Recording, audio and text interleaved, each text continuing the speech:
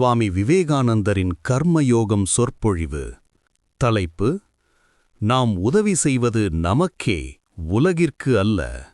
கடமைகளை சரிவர செய்வது ஆன்மீக முன்னேற்றத்திற்கு எப்படி உதவுகிறது என்பதை காண்பதற்கு முன், கர்மம் என்பதற்கு இந்தியாவில் வழங்கப்படுகின்ற மற்றொரு கருத்தையும் சுருக்கமாக நான் உங்கள் முன் வைக்க விரும்புகிறேன். ஒவ்வொரு மதத்திலும் தத்துவம், புராணம், சடங்கு என்ற 3 பகுதிகள் உள்ளன. எந்த மதத்திற்கும் தத்துவமே சாரமாக அமைந்துள்ளது. இந்த தத்துவத்தை ஏறக்குறைய கற்பனை பாத்திரங்களான மாமனிதர்களின் வாழ்க்கை, கதைகள், உவமைகள் போன்ற அற்புதமான விஷயங்கள் மூலம் விளக்கி விவரிப்பது புராணம்.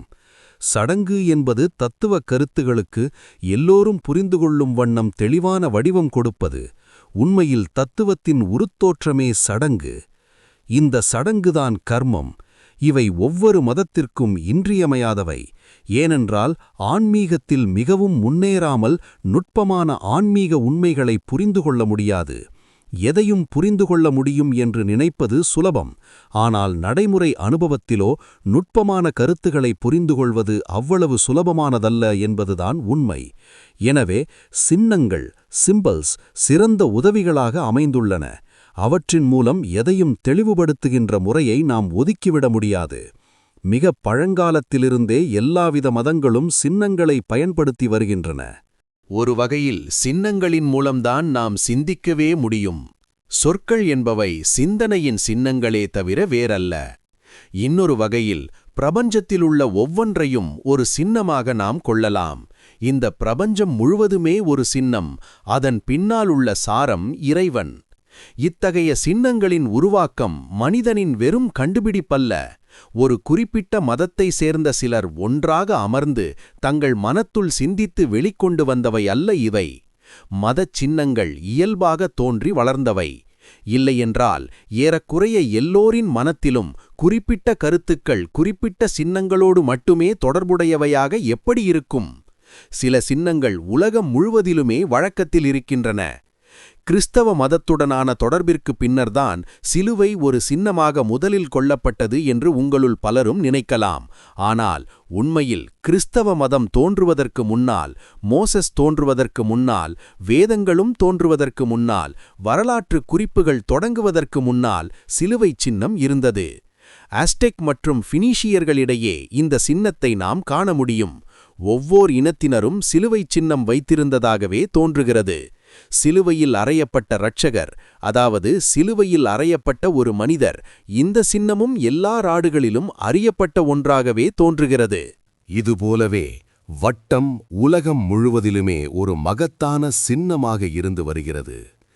எல்லாவற்றையும் விட உலகம் முழுவதும் அறியப்பட்ட மற்றொரு சின்னம் ஸ்வஸ்திகம். பௌத்தர்களே இதை உலகம் முழுவதும் தங்களுடன் கொண்டு சென்று பரப்பினார்கள் என்ற கருத்து ஒரு காலத்தில் இருந்தது. ஆனால் புத்த மதத்திற்கு முன்பே பல நாடுகளில் இதனை பயன்படுத்தி இருப்பது இப்போது தெரியவந்துள்ளது. பழங்கால பாபிலோனிலும் எகிப்திலும் இந்த சின்னங்கள் கண்டுபிடிக்கப்பட்டுள்ளன. இதிலிருந்து என்ன தெரிகிறது? இந்த சின்னங்கள் மனிதனின் கற்பனையில் ஒரு குறிப்பிட்ட முறையில் உதித்தவையாக இருக்க முடியாது. நிச்சயமாக ஏதோ காரணம் இருந்திருக்க வேண்டும். அந்த சின்னங்களுக்கும் மனித மனத்திற்கும் ஏதோ இயல்பான தொடர்பு இருந்திருக்க வேண்டும். மொழி கூட மனிதனின் கற்பனையில் ஒரு குறிப்பிட்ட முறையில் தோன்றியதல்ல.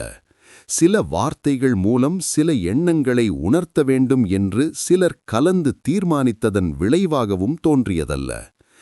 எந்த எண்ணமும் அது குறிக்கின்ற சொல் இல்லாமலோ, எந்த சொல்லும் அது உணர்த்துகின்ற எண்ணம் இல்லாமலோ இருந்ததில்லை.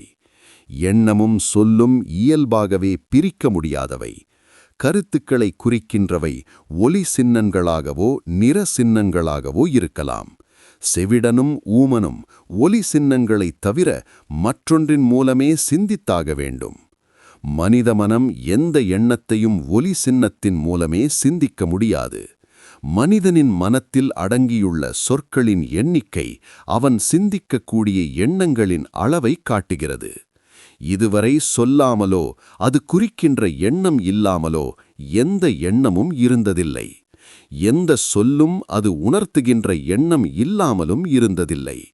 எண்ணமும் சொல்லும் இயல்பாகவே பிரிக்க முடியாதவை. மனத்தில் எழும் ஒவ்வொரு எண்ணத்திற்கும் அதற்கேயான ஓர் உருவம் உண்டு. இது சம்ஸ்கிருத தத்துவங்களில் நாம ரூபம், அதாவது பெயர் உருவம் என்று கூறப்படுகிறது. கற்பனையால் ஒரு மொழியை உண்டாக்க முடியாது. அதுபோலவே சின்னங்களின் முறையையும் உருவாக்க முடியாது.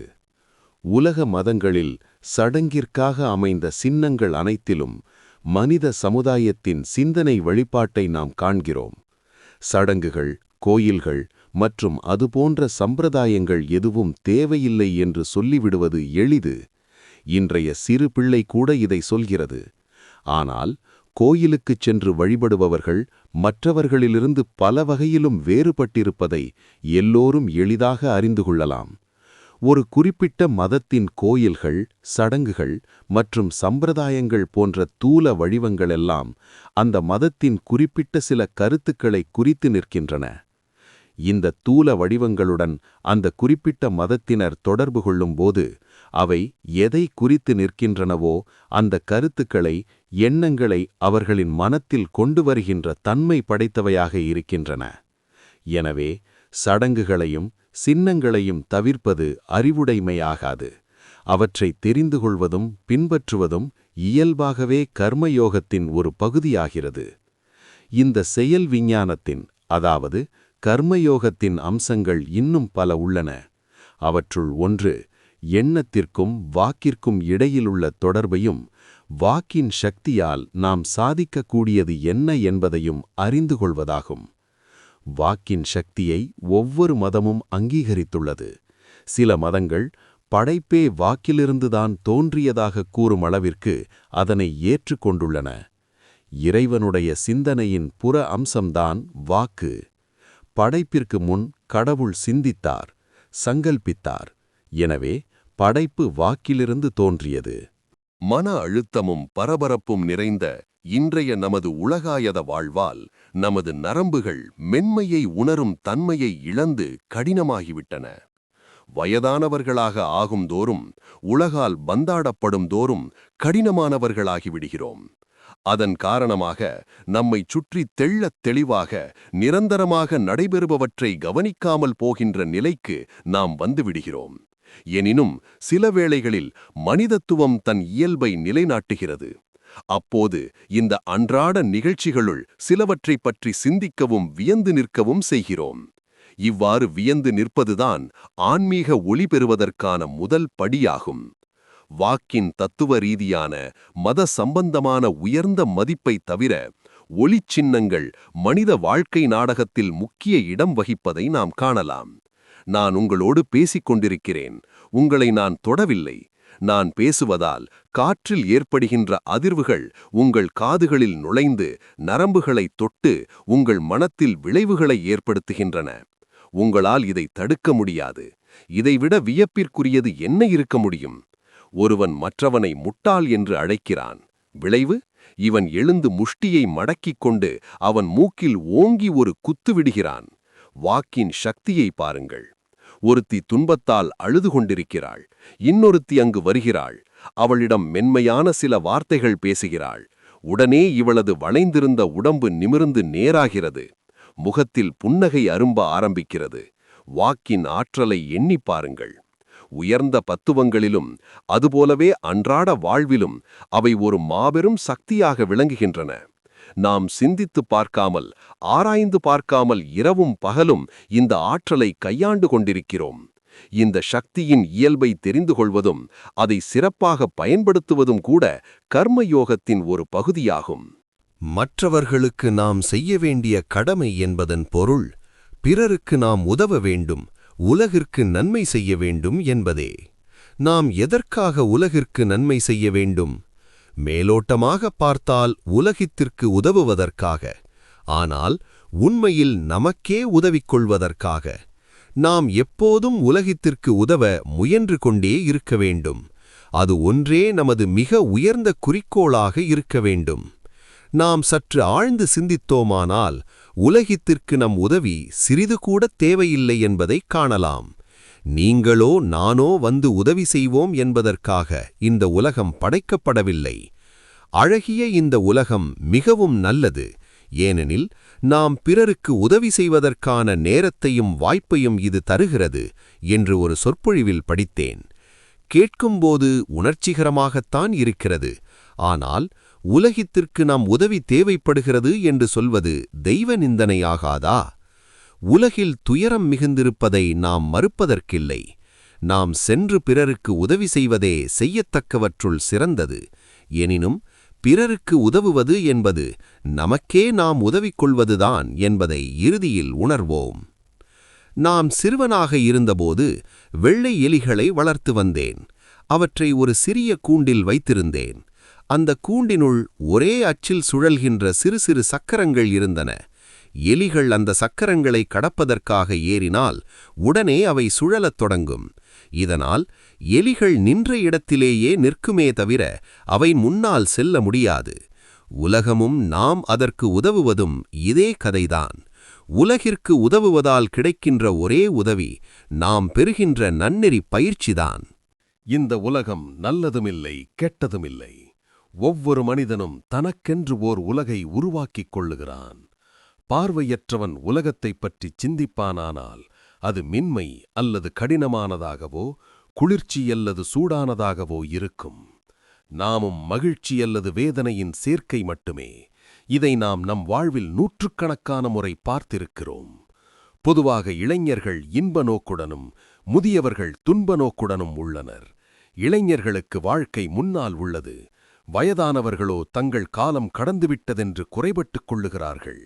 நிறைவேற்ற முடியாத நூற்றுக்கணக்கான ஆசைகள் அவர்களது மனத்தில் முட்டி மோதுகின்றன. ஆனால் இரு சாராரும் முட்டாள்களே. மனத்தின் எத்தகைய நிலையோடு வாழ்க்கையை பார்க்கிறோமோ அதற்கு ஏற்ப அது நல்லதாகவோ கெட்டதாகவோ தோன்றுகிறது. தன்னளவில் அது நல்லதுமில்லை, கெட்டதுமில்லை. நெருப்பு தன்னளவில் நல்லதோ தீயதோ இல்லை. அதை நாம் எப்படி பயன்படுத்துகிறோமோ அதற்கு ஏற்ப உணர்ச்சியை அது நம்முள் எழுப்புகிறது. உலகமும் அவ்வாறே. அது பூரணமானது. பூரணமானது என்றால் தன் குறிக்கோளை பூரணமாக நிறைவேற்றுவதற்கான அனைத்தையும் கொண்டது என்பதே. நாம் இல்லையென்றாலும் அது அழகாக இயங்கிக் கொண்டுதான் இருக்கும் என்பதை உறுதியாக நம்பலாம். அதற்கு உதவி செய்ய வேண்டுமே என்று நினைத்து நாம் நம் தலையை புண்ணாக்கிக் கொள்ள வேண்டியதில்லை. என்றாலும் நாம் நல்லதையே செய்ய வேண்டும். பிறருக்கு உதவுவது என்பது ஒரு பேறு என்ற எண்ணம் நமக்கு எப்போதும் இருக்குமானால் நன்மை செய்வதற்கான ஆசை மிகவும் ஆற்றல் வாய்ந்த தூண்டு சக்தியாகிவிடும். 5 காசுகளை கையில் எடுத்துக்கொண்டு உயரமான மேடையில் நின்று கொண்டு பிச்சைக்காரா இதோ என்று கூறாதீர்கள். அவன் இருந்ததால் தானே அவனுக்கு தானம் செய்து அதன் மூலம் உங்களுக்கு நீங்களே உதவ முடிந்தது என்று அவனிடம் நன்றியுடன் இருங்கள். பெற்றுக்கொள்பவனல்ல, கொடுப்பவனே பேறு பெற்றவன். உங்கள் தானத்திறத்தையும் இரக்கத்தையும் இந்த உலகத்தில் செயல்படுத்தி அதன் மூலம் நீங்கள் தூய்மையும் நிறைநிலையும் அடைவதற்கு ஒரு வாய்ப்பு கிடைத்ததற்காக நன்றியுடையவர்களாக இருங்கள். எல்லா நற்செயல்களுமே நம்மை தூய்மையை நோக்கி நிறைநிலையை நோக்கியே இட்டுச் செல்கின்றன. மிஞ்சிப்போனால் அப்படி என்ன பெரிதாக சாதித்துவிட முடியும்? ஒரு மருத்துவமனையை கட்டுவீர்கள், சாலைகள் போடுவீர்கள், அறநிலையங்களை ஏற்படுத்துவீர்கள், அவ்வளவுதானே? ஒரு பெரிய அறக்கட்டளையை ஏற்படுத்தி 2-3 லட்சம் ரூபாய் சேர்க்கலாம். முதல் லட்சத்தில் மருத்துவமனை கட்டலாம். 2வது லட்சத்தை குடி விருந்து என்று கேளிகைகளில் செலவிடலாம். 3வது லட்சத்தின் பாதியை இதை நடத்துபவர்கள் திருடிக்கொண்டு போகும்படியும் மீதி இறுதியாக ஏழைகளுக்கு போய் சேரும்படியும் செய்வீர்கள். இவற்றால் ஆவதென்ன? இப்படி நீங்கள் கட்டுகின்ற கட்டிடங்களை புயல் ஒன்று 5 நிமிடத்தில் தரைமட்டமாக்கிவிடும். அதற்கு பிறகு என்ன செய்வது? குமுறி எழுகின்ற ஓர் எரிமலை நாம் அமைத்த எல்லா சாலைகளையும் மருத்துவமனைகளையும் நகரங்களையும் கட்டிடங்களையும் அடித்துச் சென்றுவிடும். எனவே உலகிற்கு நன்மை செய்வது என்றெல்லாம் முட்டாள்தனமாக பேசுவதை விட்டுவிடுவோம். உங்களுடையவோ என்னுடையவோ உதவிக்காக அது காத்திருக்கவில்லை. என்றாலும் நாம் வேலை செய்ய வேண்டும். எப்போதும் நல்லது செய்து கொண்டே இருக்க வேண்டும். ஏனெனில் அது நமக்கு ஓர் ஆசீர்வாதம். நாம் நிறைநிலை அடைய இது ஒன்றே வழி. நாம் இதுவரை உதவி செய்துள்ள எந்த பிச்சைக்காரனும் நம்மிடம் ஒரு சல்லிக்காசுக்கும் கடமைப்பட்டவன் அல்ல. எல்லா வழிகளிலும் நாம் தான் அவனிடம் நன்றிக்கடன் பட்டிருக்கிறோம். ஏனெனில் நமது தான சிந்தையை தன் மீது செயல்படுத்த அவன் நம்மை அனுமதித்திருக்கிறான். நாம் உலகத்திற்கு நன்மை செய்துவிட்டோம், அல்லது செய்ய முடியும், அல்லது இன்னாருக்கெல்லாம் நாம் உதவி செய்வோம் என்றெல்லாம் நினைப்பது முற்றிலும் தவறு. அது முட்டாள்தனமான எண்ணம். முட்டாள்தனமான எண்ணங்கள் துன்பத்தைத்தான் கொண்டு வரும். நாம் யாரோ ஒருவருக்கு உதவி செய்ததாக எண்ணி அவன் நமக்கு நன்றி பாராட்ட வேண்டும் என்று எதிர்பார்க்கிறோம். அவன் அப்படி செய்யாவிட்டால் நமது மனம் வேதனைப்படுகிறது. நாம் செய்பவற்றுக்கு ஏன் பிரதிபலனை எதிர்பார்க்க வேண்டும்? நீ உதவி செய்தவனிடம் நன்றி கொள். அவனை கடவுளாக எண்ணிக்கொள். சகோதரர்களுக்கு உதவி செய்வதன் மூலம் இறைவனை வழிபட அனுமதிக்கப்பட்டது ஒரு பெரும் பேரல்லவா? நாம் உண்மையிலேயே பற்றற்றவர்களாக இருப்போமானால் இந்த வீண் எதிர்பார்ப்புகளிலிருந்து வருகின்ற வேதனையிலிருந்து தப்பித்துக் கொள்வோம். எப்போதும் உற்சாகத்துடன் நற்செயல்களை செய்தபடி இருப்போம். பற்றற்றுச் செய்யும் செயலினால் ஒருபோதும் துன்பமோ துயரமோ வருவதில்லை. இந்த உலகம் சுகதுக்கங்களின் சேர்க்கையாக என்றென்றும் இவ்வாறே போய்க் கொண்டிருக்கும். ஓர் ஏழை இருந்தான். அவனுக்கு பண ஆசை வந்தது. எப்படியாவது ஒரு பூதத்தை வசமாக்கிவிட்டால் பணத்தையும் தான் விரும்பும் எதையும் கொண்டு வருமாறு செய்யலாம் என்று அவன் கேள்விப்பட்டான். எனவே பூதத்தை வசமாக்கத் துடித்தான். பூதத்தை பிடித்துத் தருபவரை தேடி அலையலானான். கடைசியாக சக்தி வாய்ந்த முனிவர் ஒருவரிடம் போய் சேர்ந்து அவரது உதவியை நாடினான்.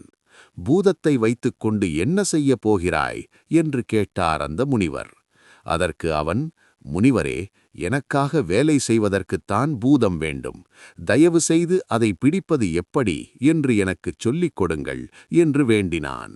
அதற்கு அந்த முனிவர், வீணாகக் குழம்பாமல் வீட்டிற்குப் போ என்று அறிவுரை கூறி அனுப்பினார். ஆனால் மறுநாள் அவன் மீண்டும் அந்த முனிவரிடம் சென்று, எனக்கு ஒரு பூதத்தை கொடுங்கள், எனக்கு கண்டிப்பாக பூதம் வேண்டும் என்று கேட்டபடியே இருந்தான். விருப்புற்ற முனிவர், இதோ இந்த மந்திரத்தை பெற்றுக்கொள். இதனை நீ சொன்னால் பூதம் வரும். நீ சொல்கின்ற வேலைகளையெல்லாம் செய்யும். ஆனால் ஒரு விஷயத்தில் நீ எச்சரிக்கையாக இருக்க வேண்டும். பூதங்கள் பயங்கரமானவை. அதற்கு நீ எப்போதும் வேலை கொடுத்து கொண்டே இருக்க வேண்டும். தவறினாயோ அது உன் உயிரை வாங்கிவிடும் என்றார். அது ஒன்றும் சிரமமல்ல. அதன் ஆயுட்காலம் முழுவதும் வேலை கொடுக்க என்னால் முடியும் என்று கூறி புறப்பட்டான் அவன். அங்கிருந்து நேராக ஒரு காட்டிற்குச் சென்ற அவன் அங்கு அமர்ந்து முனிவர் கொடுத்த மந்திரத்தை ஜபிக்க ஆரம்பித்தான். நெடுநேரத்திற்குப் பிறகு ஒரு பெரிய பூதம் அவன் முன் தோன்றி, நான் ஒரு பூதம், உன் மந்திர சக்திக்கு கட்டுப்பட்டுள்ளேன். ஆனால் நீ எப்போதும் எனக்கு வேலை தந்து கொண்டே இருக்க வேண்டும். தவறினால் அடுத்த கணம் உன்னையே கொன்றுவிடுவேன் என்று கூறியது. உடனே அந்த மனிதன், எனக்கு ஓர் அரண்மனை கட்டு என்றான். தயார், அரண்மனை கட்டியாகிவிட்டது என்றது பூதம். பணம் கொண்டு வா என்றான். இதோ நீ விரும்பிய பணம் என்று பணத்தை கொடுத்தது பூதம். இந்த காட்டை அழித்து இங்கே ஒரு நகரத்தை உருவாக்கு என்றான். அடுத்த கணமே தயார் என்றது பூதம். காடு அழிந்து நகரம் உருவாகியது. இனி என்ன என்று கேட்டது பூதம். இனிமேல் இந்த பூதத்திற்கு கொடுக்க எந்த வேலையும் இல்லையே, எதை கொடுத்தாலும் ஒரு கணத்தில் செய்து விடுகிறதே என்று எண்ணிய அவனை பயம் பிடித்து கொண்டது. அதற்குள் அந்த பூதம், வேலை கொடுக்கிறாயா இல்லை உன்னை விழுங்கட்டுமா என்று உருமியது. அந்த அப்பாவியால் அதற்கு எந்த வேலையும் கொடுக்க முடியவில்லை. அஞ்சி நடுங்கிய அவன் ஒரே ஓட்டமாக முனிவரிடம் ஓடினான். முனிவரிடம் சென்று, சுவாமி, என்னை காப்பாற்றுங்கள் என்று கதறினான். நடந்தது என்ன என்று அவர் கேட்டதும், அந்த பூதத்திற்கு கொடுக்க எந்த வேலையும் இல்லை. நான் எதைச் சொன்னாலும் அது கண நேரத்தில் முடித்து விடுகிறது. வேலை கொடுக்காவிட்டால் என்னையே தின்றுவிடப் போவதாக இப்போது பயமுறுத்துகிறது என்று பதிலளித்தான். அதற்குள் பூதம் அங்கேயே வந்து, உன்னை தின்னப் போகிறேன் என்று கூச்சல் போட்டவாறே அவனை பிடிக்க எத்தனித்தது. அந்த மனிதன் நடுநடுங்கி தன்னை காப்பாற்றுமாறு முனிவரிடம் கெஞ்சினான். முனிவர் அவனிடம், பயப்படாதே, நீ தப்ப நான் ஒரு வழி கூறுகிறேன். சுருண்ட வாளுடன் அதோ ஒரு நாய் நிற்கிறதே, பார்த்தாயா? வாளை உருவி அதன் வாலை வெட்டு. அதை அந்த பூதத்திடம் கொடுத்து நேராக்கும்படி சொல் என்றார். அவனும் அவ்வாறே வெட்டி பூதத்திடம் கொடுத்து, இதை நேராக்கு என்றான். பூதம் சுருண்ட நாய்வாலை கையில் பிடித்துக்கொண்டு நிதானமாகவும் எச்சரிக்கையாகவும் நிமிர்த்தியது. ஆனால் விட்ட மறுகணமே அந்த வால் சுருண்டு கொண்டது. மறுபடியும் சிரமப்பட்டு நிமிர்த்தியது. விட்டதும் உடனே சுருண்டு கொண்டது. மறுபடியும் மிகுந்த சிரமத்துடன் நிதானமாக நிமிர்த்தியது. விட்டால் பழைய கதைதான். இப்படியே நாட்கணக்கில் முயன்ற பூதம் இறுதியில் களைத்து விட்டது. அதன் பிறகு அது அந்த மனிதனை பார்த்து, என் வாழ்நாளில் இப்படி ஒரு சங்கடத்தில் மாட்டியதில்லை. முதிர்ந்த திறமை வாய்ந்த ஒரு பூதம் நான். இதுவரை நான் இப்படி ஒரு துன்பத்திற்கு ஆளாகியதில்லை. நாம் ஓர் ஒப்பந்தம் செய்து கொள்வோம். நீ என்னை விட்டுவிடு. நான் உனக்கு கொடுத்த அனைத்தையும் அதற்கு பதிலாக வைத்துக்கொள். நான் உனக்கு துன்பமும் தரமாட்டேன் என்றது. அந்த மனிதன் மகிழ்ச்சியோடு பூதத்தின் உடன்பாட்டை ஏற்றுக்கொண்டான். இந்த உலகமும் நாயின் சுருண்ட வால் போலதான் இருக்கிறது. அதை நிமிர்த்துவதற்காக மனிதர்கள் காலம் காலமாக முயன்று வருகிறார்கள். ஆனால் விட்டவுடனே அது சுருண்டு கொள்கிறது. சுருண்டு கொள்ளாமல் வேறென்ன செய்யும்? பற்றில்லாமல் செயல்புரிவது எப்படி என்பதை முதலில் தெரிந்து கொள்ள வேண்டும். அப்போதுதான் மனிதன் கொள்கை வெறியன் ஆக மாட்டான். இந்த உலகம் நாயின் சுருண்ட வால் போன்றது. அது ஒருபோதும் நேராகாது என்று தெரிந்து கொண்டால் நாம் கொள்கை வெறியர்களாக மாறமாட்டோம். கொள்கை வெறி மட்டும் இல்லாதிருந்தால் உலகம் இப்போது இருப்பதை விட எவ்வளவோ மேன்மையுற்றிருக்கும். கொள்கை வெறி மனித இனத்தை முன்னேற்றும் என்று எண்ணுவது தவறு. உண்மையில் இந்த கொள்கை வெறி மக்களிடையே வெறுப்பையும் கோபத்தையும் தூண்டி ஒருவரோடு ஒருவர் சண்டையிடச் செய்து இரக்கமில்லாதவர்களாக மாற்றி அவர்கள் இருந்த நிலையிலிருந்து தாழ்த்தவே செய்யும். நாம் என்ன செய்கிறோமோ, நம்மிடம் எது இருக்கிறதோ அதுதான் உலகிலேயே சிறந்தது. நாம் செய்யாதது, நம்மிடம் இல்லாதது, அது மதிப்பே இல்லாதது. இதுதான் நமது எண்ணம். எனவே உங்களிடம் கொள்கை வெறி தலைதூக்கும் போதெல்லாம் சுருண்ட நாய்வாலை நிமிர்த்தும் இந்த உதாரணத்தை நினைவுகூருங்கள். உலகத்தை நினைத்து இரவெல்லாம் தூக்கம் கெட்டு நீங்கள் அவதிப்படத் தேவையில்லை. நீங்கள் இல்லாமலே அது இயங்கிக் கொண்டுதான் இருக்கும்.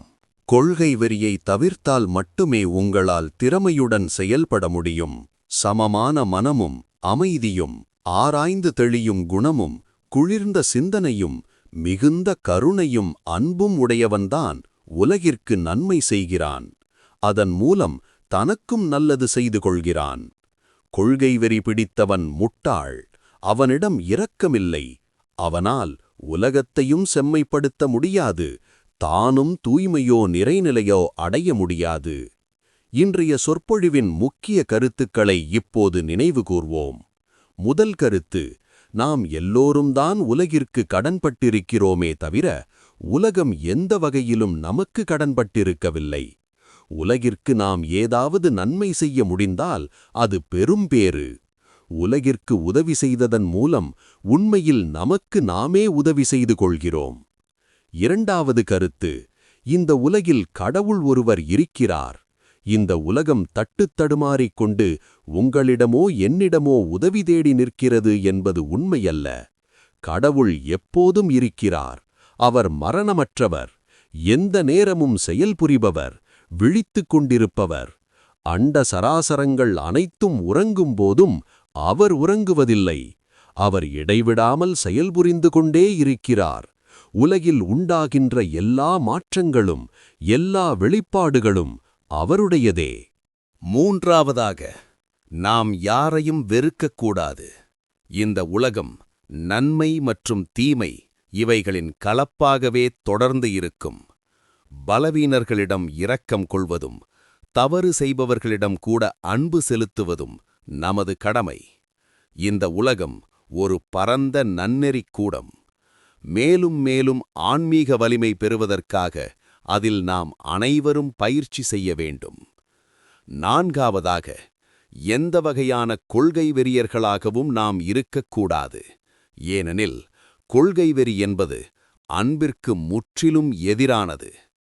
கொள்கை வெறியர்கள் நாங்கள் பாவிகளை வெறுக்கவில்லை, பாவங்களையே வெறுக்கிறோம் என்று தேனொழுக வாய்ஜம்பம் அடிப்பதை நாம் கேட்கிறோம்.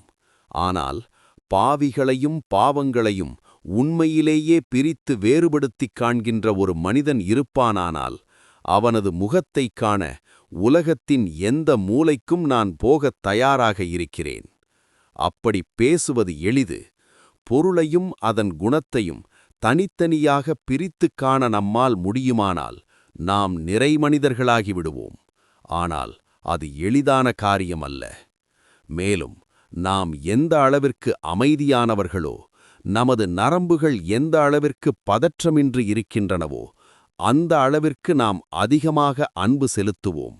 நமது வேலையும் சிறந்ததாக இருக்கும்.